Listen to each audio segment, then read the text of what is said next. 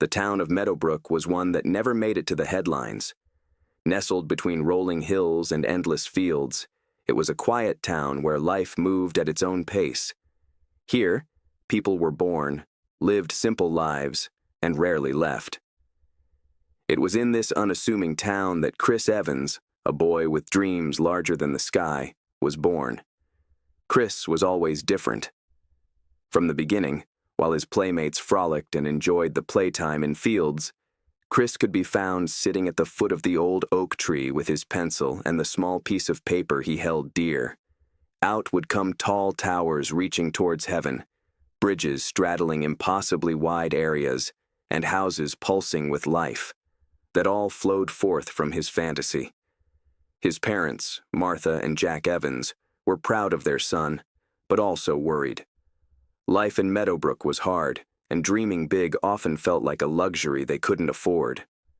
Jack worked tirelessly on their small farm, barely making ends meet, while Martha sewed clothes for the town's families. Chris's sketches, though beautiful, seemed like a distant fantasy in a world governed by survival. "Chris," his father often said, wiping sweat from his brow after a long day in the fields, "dreams are good, but they don't put food on the table. We need you here, son." Chris would nod silently, but inside, he refused to believe that his dreams were out of reach. One stormy summer evening, a tempest unlike anything Meadowbrook had ever witnessed rolled in. The sky turned an unearthly shade of gray, and the winds were howling with a fury that sent shivers down every spine. Chris watched from his bedroom window as the storm tore through the town, uprooting trees and sending debris flying everywhere. In the dead of night, the unthinkable happened. A massive landslide triggered by the storm ripped through the southern part of Meadowbrook, destroying homes and livelihoods. Chris's house, perched precariously on a hill, was one of the many that didn't survive. The morning exposed a more devastating scene when the storm finally subsided. Chris stood amidst the ruin of what used to be his home. He clutched a sodden sketchbook, which he had been able to save. His parents were safe, but their faces expressed despair at the loss of everything that they had worked for. For Chris, the destruction was a turning point. While the townsfolk mourned and sought to rebuild, he saw the tragedy as a call to action. His sketches, once mere fantasies, now felt like blueprints for a better future. "I'll rebuild this town," he vowed quietly, his eyes burning with determination. "And I'll make sure no one ever loses their home again." It was not an easy task rebuilding Meadowbrook. The townspeople gathered together what little resources they had and cleared debris and rebuilt their homes. Chris, only 17, was a constant presence at every site, doing whatever he could to help, but rebuilding wasn't enough for him. He wanted to build something that would last a town that could withstand any storm. Chris, late at night, after long days of labor, would sit by candlelight and sketch up designs for new houses and structures. He read all the books on architecture found in the town's small library, including materials, structures, and techniques. His ambition didn't go unnoticed. One day, an old man named Mr. Howard, a retired architect who had moved to Meadowbrook years ago, came up to Chris. "You've got fire in you, kid," Mr. Howard said, handing him a tattered book on structural engineering. "Don't let this town dim it. If you're serious about rebuilding, I'll teach you what I know."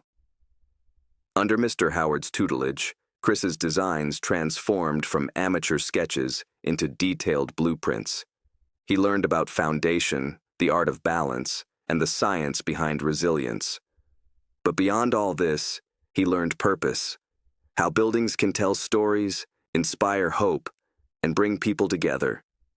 Months turned into a year, and Chris's passion became infectious. The townsfolk, inspired by his dedication, began to see rebuilding as more than just survival. They started dreaming alongside him. Together, they constructed a small community center, Chris's first major project, a structure that was not only functional, but also beautiful. When the center was unveiled, it became a beacon of hope for Meadowbrook. Inside, a plaque read, "Built with the hands and hearts of Meadowbrook, designed by Chris Evans, a boy who dreamed."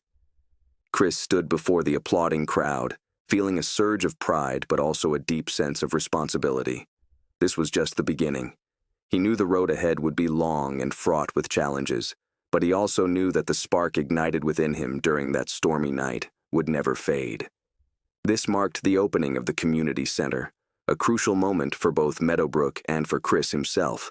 He finally felt that his vision was taking shape in a tangible way. The center wasn't just any building, but a testament to what determination, teamwork, and hope could bring. But triumph brings new challenges. As Chris walked home that evening beside his parents, he could sense the quiet pride in their eyes. It was not a moment that usually brought forth many words from Jack regarding his son's ambitions. Jack finally spoke now. "You did good, son," he said, patting Chris on the shoulder. "Real good."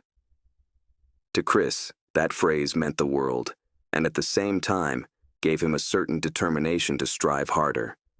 So, the next day, Chris walked before the council, consisting of elderly people wary of change. He carried the rolled-up pieces of blueprint, his vision of Meadowbrook. "Ladies and gentlemen," he began, his voice steady but passionate, "we've seen what can happen when we come together. The community center is just the start. Imagine a Meadowbrook where every house is strong enough to withstand any storm, where streets are safe and beautiful, and where our children can dream as big as the skies above." The council members shot each other skeptical glances. One of them, Mr. Taylor, leant forward. "Chris, what you're proposing sounds ambitious, but where will we get the resources, the money?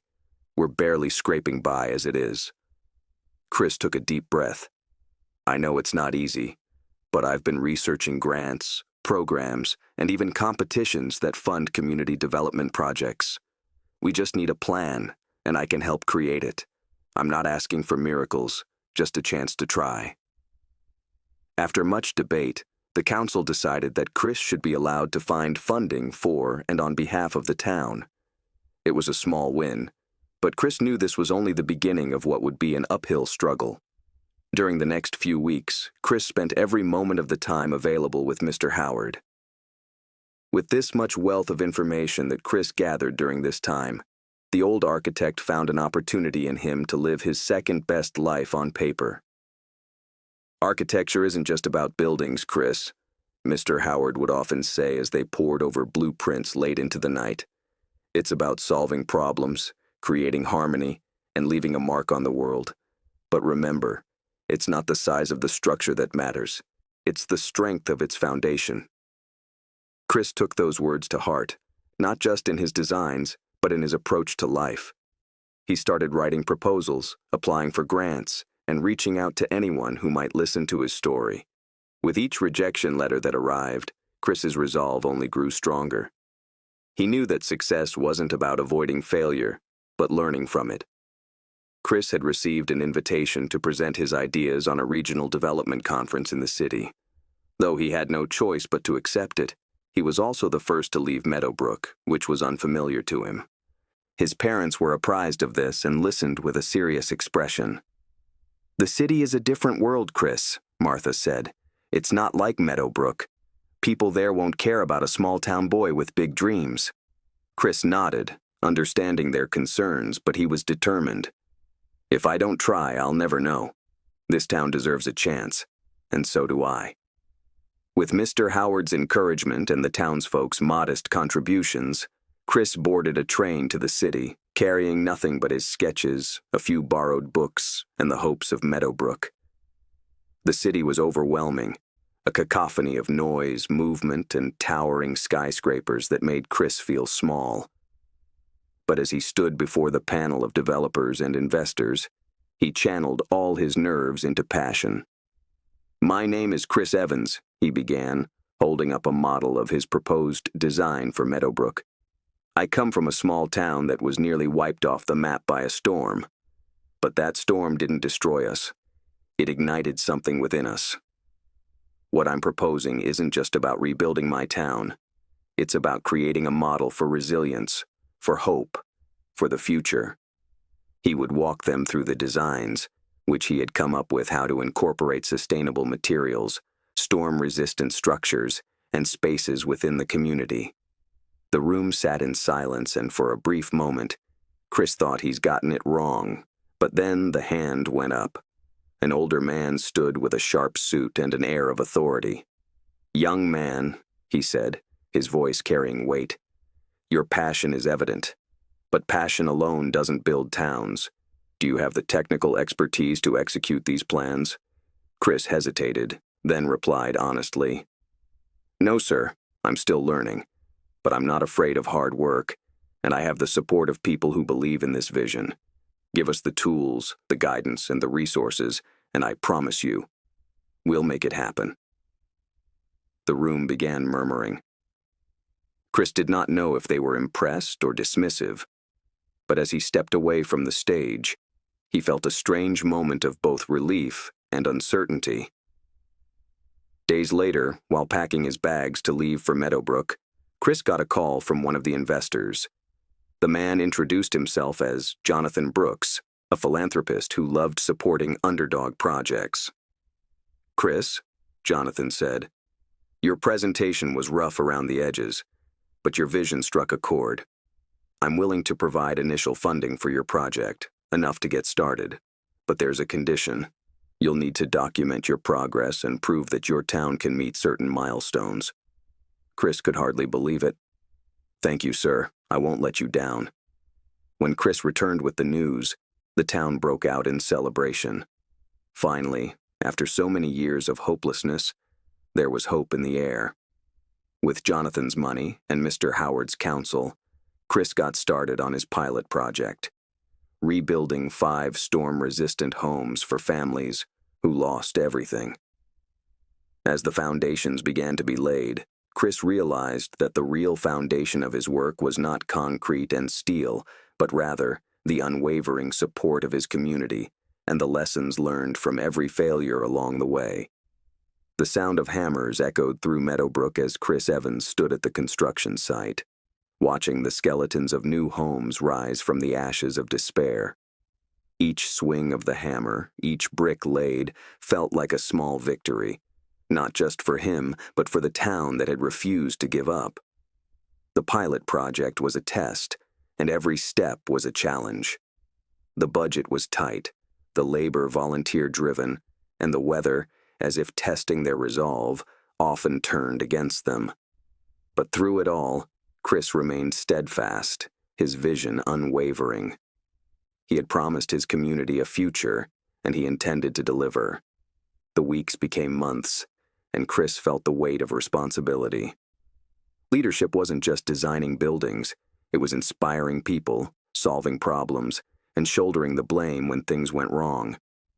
One morning, Chris walked through the site and found a group of workers arguing.